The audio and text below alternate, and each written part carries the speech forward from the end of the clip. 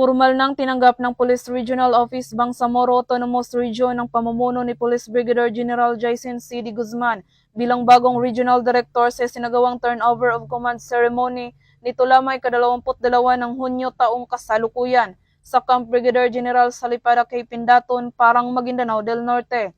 Ang seremonya ay pinangunahan ni Police Lieutenant General Edgar Alan Uukubo, Chief of the Directorial Staff ng PNP, at dinaluhan ng mga opisyal mula sa BARM Government, matataas na opisyal ng PNP, mga kinatawan mula sa LGUs, partner agencies, media at mga peace stakeholders. Si Police Brigadier General D. Guzman ay pumalit kay Police Brigadier General Romeo Juan Macapaz na ngayon ay nagsisilbing Acting Director ng PNP Criminal Investigation and Detection Group. Sa kanyang mensahe, taos-pusong nagpapasalamat si Police Brigadier General Macapaz sa mga tauhan ng PROBAR at binigyang diin ang mga tagumpay sa ilalim ng kanyang pamumuno na nakatuon sa profesionalismo, serbisyo at pananagutan.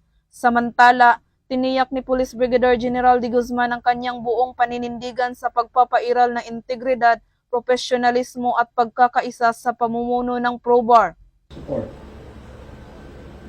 To the valiant officers and personnel of PRO BAR, I stand with you, ready to listen, lead, and serve.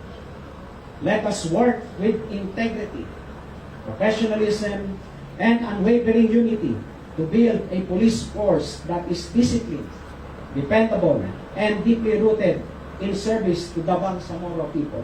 Bilang bagong pinuno ng rehiyon, ipinahayag rin ni Police Brigadier General D. Guzman ang buong suporta sa mga direktiba ni PNP Chief Police General Nicolas D. Torre III, lalo na sa pagbibigay ng mabilis na serbisyong publiko, pagtutulungan sa hanay at pagsulong ng makabago at responsableng pamamalakad sa PNP.